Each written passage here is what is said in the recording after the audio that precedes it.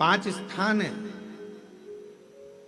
जहां पर भगवान शंकर को चढ़ा हुआ जल यदि हम लगाते हैं तो हमारे 9 ग्रह, चाहे शनि हो, चाहे राहु हो, चाहे केतु हो, चाहे बृहस्पति हो, सारे ग्रह हमारे अनुकूल हो जाते हैं। 5 स्थान बताए और बड़े सावधानी से स्मरण करिएगा उन 5 स्थानों का। शिव जी पे चढ़े हुए जल को यदि हम झेल कर अपनी नेत्रों पर लगाते हैं, मस्तिष्क पर लगाते हैं, कर्णों पर लगाते हैं, कंठ पर लगाते हैं और अपने हृदय पर लगाते हैं तो व्यक्ति की जिंदगी में कैसा भी ग्रह का दोष हो वो धीरे धीरे समाप्त होते चलेगा। नेत्र, कर्ण, मस्तिष्क, कंठ और हृदय,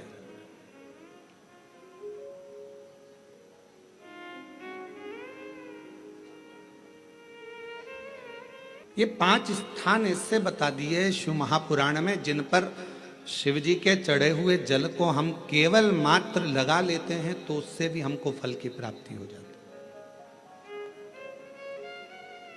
और शंभु शरणे पड़ी मांगू घड़ी रे दुख काटो दया करी दर्शन हो।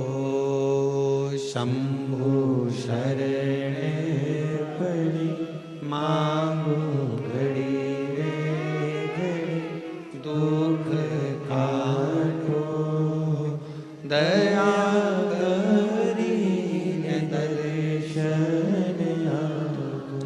5 स्थान शिव जी को चढ़े हुए जल को लगाने का। पहला स्थान बोलिए, जम के बोलो जरा, नेत्र। दूसरा स्थान कर्ण, तीसरा स्थान मस्तिष्क, चौथा स्थान कंठ और 5वां स्थान अपना हृदय।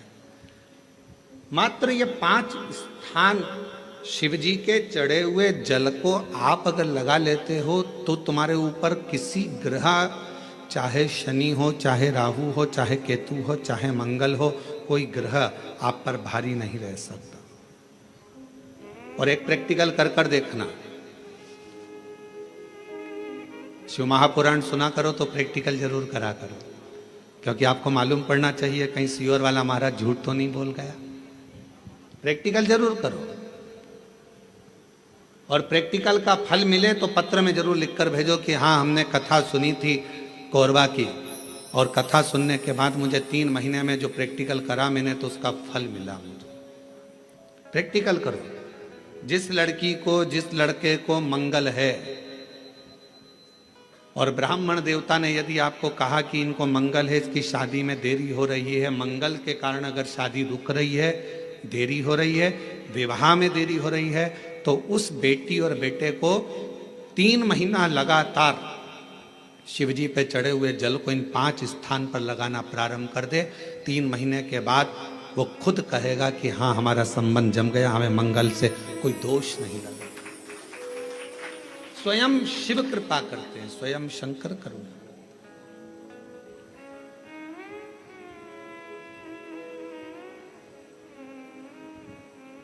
ये 5 स्थान मेरे देव अधिदेव महादेव की अविरल भक्ति के लिए, निर्मल शुद्धि के लिए है। नेत्रों पर जल लगाने से मतलब है कि जब भी मैं दर्शन करूं तो मेरे देव अधिदेव महादेव का करूं, शिव।